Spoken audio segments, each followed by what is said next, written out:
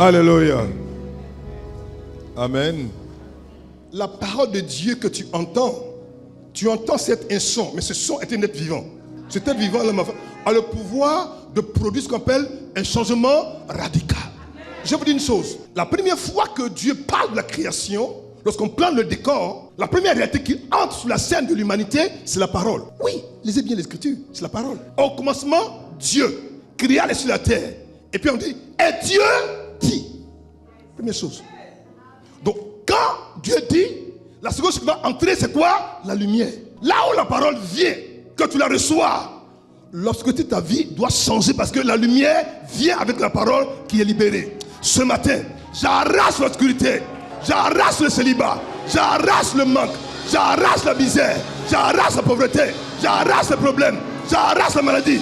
Et que la lumière pénètre ta vie. En honneur. Ils ont cassé ta vie sentimentale dans l'obscurité. Ils l'ont caché dans un cadenas. Ils l'ont caché dans un cercueil. Ils l'ont caché dans une roche. Mais ce matin, à la mention de ma voix, alors que tu entends ma voix, la prison spirituelle va s'ouvrir. Elle va s'ouvrir. Elle va s'ouvrir. Elle va s'ouvrir. Elle va s'ouvrir. Je dis, prends ton miracle. Je ne parle pas à tout le monde. Je parle aux femmes et aux hommes qui sont excédés, qui sont dépassés, qui sont exténués, qui sont fatigués. Il y a un temps pour tout. Il y a un jour pour tout. Et le jour pour ouvrir une porte qui longtemps a été fermée, c'est aujourd'hui. Est-ce que vous savez que à la mention du nom de mon Père, le Créateur, le monarque de l'univers, le Saint Jésus de Nazareth, si une femme croit, en une semaine elle est mariée, en une semaine. Non, ils ne m'ont pas écouté, ils m'ont pas écouté. Je dis, quand tu as la foi de Dieu, quand tu as la foi en Dieu, tu ne penses pas, tu n'agis pas, tu ne réagis pas comme ceux qui n'ont pas la foi en Dieu. Le mot impossible n'existe pas dans la parole de Dieu. Non, non, non. Il a dit, tout est possible à celui qui croit. Question, est-ce que tu crois que ce que je dis à la mention de ce qui sort de ma bouche, de ce chalak envoyé en mission, est-ce que tu crois que Dieu peut t'amener à entrer dans un héritage que la raison humaine, que les plans humains n'ont pas planifié, n'ont pas organisé? Est-ce que tu crois que cela est possible? Mais ta croyance, je la verrai que lorsque tu agiras en conséquence. Le Dieu que je sers voit ce qui est caché. Il entend ce que tu dis de ton cœur. Là où actuellement, là où ton âme est en train de dire, Seigneur, mais et moi, quel jour mon jour viendra? Et quel jour je serai honoré? Peu importe ce que tu penses, ce que tu dis, sur quoi tu regardes. Là où les hommes ont fait des plans de projets qui n'ont pas de valeur, qui n'ont pas de sens. Lorsqu'on se dit que quand on te regarde, est-ce que toi un jour tu porteras un nom? Est-ce qu'on te regardera? Est-ce qu'on t'appellera? Est-ce qu'on te donnera un nom? Ce matin, je viens te dire, le Dieu que tu regardes, pour qui tu penses qu'il n'y a même pas de projet possible, il ne regarde pas ce que les hommes regardent.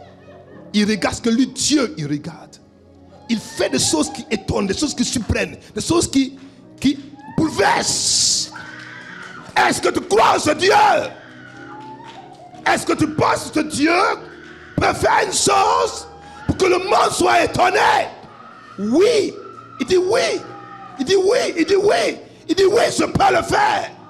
Mais est-ce que tu crois que je peux le faire? Est-ce que tu crois? Est-ce que tu crois encore? Est-ce que ton cœur croit encore? Est-ce que tu crois encore? Si tu crois encore, cette année, ma fille, je te supplie, pour confondre ceux qui t'ont regardé, qui t'ont dit, elle ne peut pas. Ainsi parle l'Éternel. Alors, nous continuons dans notre thème sur la marche nationale du divin, mais aujourd'hui, nous allons développer un sous-thème qui est merveilleux. Vous allez comprendre. Regardez. Mimétès est un mot grec pour dire imitateur, et dont la racine mimos désigne une personne qui se fait passer pour quelqu'un. Lorsqu'on dit mimétès, sa racine c'est le mot grec mimos. Mimos fait allusion à une personne qui se fait passer pour quelqu'un d'autre. En fait, lorsqu'on est mimétès, ou qu'on nous perd dans la dimension de la force de mimos, en fait, on agit tel que lorsqu'on nous voit, on pense avoir affaire à une autre personne. Lorsqu'il est question de cette mimique, de cette approche, cette capacité vraiment de représenter, de retraduire, de manifester le règne et la nature, le pouvoir, la puissance de Dieu, en imitant, en manifestant, en transcrivant, en agissant de telle sorte qu'on nous prend pour notre personne, c'est une façon pour Dieu de nous dire, écoutez mes enfants, maintenant je vous demande de faire une seule chose, regardez le modèle par excellence et puis imitez-le. Représentez-vous, agissez, comportez-vous textuellement sur le modèle que vous voyez maintenant. Mimétès parle d'une imitation, mais également des efforts consentis par une personne pour incarner les vertus, regardez, les qualités, regardez, et les principes que le croyant voit en une seule personne qui est le modèle par excellence, qu'est Christ. Regardez bien, le mot ici, c'est le mot Christ. Donc en fait, lorsqu'on veut imiter, lorsqu'on veut reproduire cette imitation, lorsqu'on regarde la personne qu'on regarde et qu'on veut pouvoir imiter, c'est le Christ. Ce qui m'a interpellé, c'est qu'on n'a pas dit c'est Jésus. Pas que ce soit la même personne. Mais je me suis rendu compte que la Bible, en le faisant déjà, peut mettre une insistance sur un élément particulier entre qu'est-ce que la notion de Christ rapporte, révèle, témoigne, véhicule, communique. Pourquoi on a parlé d'imiter une personne, mais par rapport au Christ. Quoique le Christ renvoie à Jésus. C'est la même personne. Mais lorsqu'on parle, on fait allusion au Christ et qu'on le nomme spécifiquement, c'est qu'on va mettre un accent spécial sur le mot et la notion de Christ. Christ en grec c'est Christos et en hébreu c'est Mashiach, qui parle de celui qui porte l'onction haute mesure, sans mesure. Celui par qui et pour qui, avec qui, de qui tout pouvoir, toute puissance de Dieu se déploie et se manifeste. C'est important de comprendre ça. On va lire un test pour cela. Je vous en conjure donc, soyez mes imitateurs. Reprenons. Je vous en conjure donc, soyez mes imitateurs. Voyez-vous, lorsqu'on parle de mimétès et lorsqu'on parle d'imiter une personne, d'imiter, on va dire, un modèle, en fait, c'est qu'on estime que ce modèle représente, manifeste, transcrit et présente tous les éléments que nous voyons être meilleurs et qu'on voudrait quoi ressembler. En fait, si Paul, ici qui parle aux Corinthiens, dit, je vous en conjure, c'est pour dire, je vous en supplie, je vous donne pardon. Soyez donc mes imitateurs. Question. Qu'est-ce que Paul faisait? Qu'est-ce que Paul avait? Qu'est-ce que Paul transportait? Qui faisait que lorsqu'on le regardait, il pouvait se targuer de dire, imitez-moi. Qu'est-ce que Paul faisait? Quel était, on va dire, le niveau, la hauteur de la consécration, la dimension de consécration de l'apôtre Paul? On pouvait être capable de dire aux hommes de son époque, que dire aux Corinthiens, de l'imiter lui, Paul. C'est quand même assez cherché de dire qu'un homme puisse dire à deux hommes, imitez-moi. Question. Si Paul l'a dit, peux-tu dire, toi qui me regardes maintenant et même en ligne, peux-tu dire aux hommes de t'imiter? Demande au voisin, est-ce que je peux t'imiter? Non, pose la question. Je t'ai dit de parler. Pose, demande. Tu n'as pas de voisine? Bon, regarde ce qui est devant, qui est derrière toi. Dis-lui, est-ce que je peux t'imiter? Et puis toi aussi, il faut répondre. Il faut dire, si tu veux m'imiter là, mon Dieu, ça va être compliqué. Hein? Alléluia. Je suis sérieux. D'accord? Est-ce que tu peux m'imiter? Mais Paul dit, je vous en conjure, je vous supplie, je vous demande pardon. Imitez-moi. Agissez comme j'agis. Pensez comme je pense. Aimez comme j'aime. Travaillez comme je travaille. Soyez passionné de Dieu comme je suis passionné de Dieu. Mais en fait, imitez-moi. Soyez quoi? Mes mimétès. Soyez quoi? Mes mimétès, mes mimos. Faites comme moi. Je me suis demandé, est-ce que moi on peut m'imiter? Et j'ai commencé à me repentir depuis que j'ai commencé ce thème. Parce que je ne suis pas un modèle, je vous assure. Il n'y a qu'un seul modèle. Et tout à l'heure, je vais te le révéler, ce modèle. Même Paul n'a pas atteint ce niveau. Vous allez voir. Continuons. On va lire la version Alfred Cohen de ce même test. C'est un peu plus clair. Et on va comprendre ce que je veux dire là où je vais vous conduire. D'accord? Regardez. 1 Corinthiens 4,16, version parole vivante Alfred Cohen. Il dit ceci. Il dit, je vous en conjure donc, mettez-vous à mon école et suivez quoi? Mon exemple. Question. L'exemple de qui tu suis ce matin? Qui est ton modèle? Et à quelle école tu vas? Si l'école à laquelle tu t'es inscrite, où on t'enseigne des choses qui n'ont rien à voir avec ce modèle dont je parle ce matin, alors cette école-là, quitte-la. L'école des murmures, l'école des prêtres, l'école du mal, l'école du péché, l'école de l'iniquité, l'école de tout ce qui est lié aux choses qui sont reprouvées. Non, cette école-là, mon fils, ma fille, t'emmènera nulle part. Mais il y a une école. C'est l'école à laquelle je voulais ce matin t'inscrire. Et je souhaitais que cette école-là, quand tu rentres dans cette école, ne sors plus jamais de cette école au nom de Jésus. Il y a école et puis il y a école. Il dit, suivez quoi? Mon exemple. Ce que Paul estimait, dans le cas d'espèce, qu'il était quoi? Un homme de Dieu, que dis-je, un apôtre exemplaire. Assurément qu'il avait été quoi? Lui aussi instruit, forgé, formé. Et qu'il avait reçu quoi? Un modèle. Et ce modèle, il avait quoi? Suivi et pratiqué au point où il était arrivé quoi? À cristalliser de façon concrète et palpable quoi? Le modèle qu'il a regardé, qu'il a suivi pendant longtemps. Maintenant, quel est ce modèle que Paul a suivi? Au point où on demande quoi? De le suivre lui, son modèle. Ça va? Je peux dire quelque chose ce matin? Amen. Question.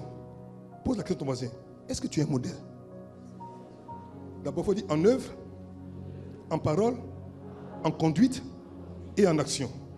Est-ce que tu es un modèle? Toi-même, tu es mélangé. Tu dis, ah, papa, ça c'est question de, comme on disait à l'époque, c'est question frère. Hein, c'est ça, non? C'est comme ça qu'on dit, non? C'est question frère. Est-ce que tu es un modèle? Alors, maintenant, le miméteste de l'apôtre Paul, l'école de l'exemple de l'apôtre Paul. Regardez. Voilà un texte qui est fabuleux. Ce texte, je le lis, je le relis, je le lis, je le relis. Je le lis dans plus de 26 versions. Mais je ne suis pas rassasié. C'est extasiant. Regardez, 1 Corinthiens 11, verset 1, version 8 secondes. Il dit, soyez mes imitateurs, comme je le suis moi-même de Christ. Au départ, ce verset, je le lisais et je passais. Mais ce jour, quand je l'ai lu, le Seigneur m'a dit, arrête-toi, fils. Regarde bien le texte. Il dit, soyez. Donc, c'est une invitation. C'est un ordre qu'il donne. Parce que c'est quoi? Il dit, soyez. Donc, il donne un ordre. Soyez mes imitateurs, comme je le suis moi-même de Christ. Il n'a pas dit, comme je suis moi-même de Jésus. Il dit de Christ. Alors, ça m'a amené à comprendre pourquoi est-ce que, lorsque l'apôtre écrivait, le terme qu'il a utilisé, c'est le mot Christos en grec et Machia en hébreu. Parce qu'en fait, il voulait distinguer et montrer qu'en fait, lui, Paul, son exemple est un exemple vraiment physique, concret comme celui de Jacques, de Jean et de Pierre. Mais il a eu un modèle qui était un modèle Christos, pas un modèle Jésus. Alors, je reprends. Il dit, soyez mes imitateurs. Comme moi, Paul, je le suis moi-même de Christ. Il n'a pas dit, comme je suis moi-même de Jésus. Parce que pour séparer quelque chose, pour mettre une séparation nette entre une rencontre que d'autres ont eue avec Jésus, que lui, il a eu quoi? Avec le Christ. Parce qu'en réalité, quoique Paul ait été un contemporain de Christ, il n'a pas dit quoi son disciple quoi? Directement, physiquement. Non. Il n'a pas pris de Christ dans son rapport, d'un rapport de, on va dire, de proximité. Non, non, non, non. De familiarité, non, non, non. Comme Pierre, comme Jean-Jacques, non. Paul l'a rencontré dans cette démonstration de puissance. C'est pour ça qu'il dit, soyez mes imitateurs. Comme moi, Paul, je le suis moi-même quoi? De Christ. Maintenant, Christ là, où Paul l'a rencontré? Et comment Paul l'a rencontré? C'est ça qui veut quoi que nous, on puisse quoi? Imiter comme lui quoi? Il a imité. C'est pour ça que Paul, quand il a commencé en force et en puissance. Il a même pu dire, le royaume de Dieu ne consiste pas en paroles, en bavardage inutile, mais en une démonstration d'esprit et de puissance. La façon dont tu rencontres Dieu, c'est comme ça que tu veux le suivre. Il ne m'a pas compris, il ne m'a pas écouté. La façon dont tu vois Dieu, c'est comme ça que tu veux agir avec lui. Je me suis demandé, si Paul dit qu'on doit l'imiter comme il a imité le Christ, question, à quel moment le Christ s'est révélé à lui pour lui parler, pour l'enseigner? Ça m'a amené à chercher. Hein? Ça m'a même... J'ai dit, mais attends, mais monsieur, il dit des choses qui sont graves. Comment il peut dire de l'imiter comme il imite le Christ? Ça veut donc dire que le Jésus que vous avez connu physiquement, qui est né de Marie, qui a grandi, qui était charpentier, et qui à 30 ans a essayé un ministère de force et de puissance sur la terre, ce Jésus-là, c'est pour vous. C'est parfait. Maintenant, moi, j'ai rencontré le Jésus qui est revenu de la mort et qui est apparu en puissance et en gloire, que j'appelle le Christ. C'est lui que j'ai vu. Quand il est apparu, je suis tombé. Des écailles sont tombées de mes yeux. Et il m'a parlé. Et quand je me suis levé, je n'ai consulté ni la chaîne ni le sang, j'allais le servir. Je te parle de ce Christ ce matin. Et c'est lui que tu dois quoi? Imiter. Est-ce que ce matin, tu es prêt à imiter le Christ? Dis à ton voisin, sois mon imitateur. Comme moi-même je le suis de Christ. Maintenant, question, est-ce que tu imites vraiment Christ? Tu imites quoi? Champions League. Tu imites quoi? Tout à l'heure, on va aller au Garba. Tu imites quoi? Ah, quelque part, il y a un peu au fou, quelque part, on va aller là-bas, une grosse bière. Tu bogues. Qu'est-ce que tu imites? Mes enfants, lorsqu'un homme de Dieu, de la tente de Paul, parle avec autant de sérieux, je me suis dit, certainement, il y a deux choses. Soit Paul, c'est ce que la Bible nous dit, a rencontré le Christ avant qu'il ne se révèle à lui sur la route de Damas, soit le Christ est apparu et a enseigné Paul. Souvenez-vous que lorsqu'il a été appelé, il est resté pendant longtemps dans le désert d'Arabie, pendant plusieurs années, où il cherchait la face de Dieu. Est-ce que le grand Dieu s'est révélé à lui pour lui parler? Parce que les mystères qu'il révèle aujourd'hui, seul Paul, de tous les apôtres, a connu cette plénitude, cette profondeur du mystère du Christ. C'est Paul qui l'a compris. De comment est-ce que tu rencontres Dieu viendra comment est-ce que tu vas le révéler. Ça m'a intrigué, mes enfants. Et j'ai cherché. Je pense que j'ai découvert. Mais aujourd'hui, on va s'arrêter là. Que Dieu vous bénisse.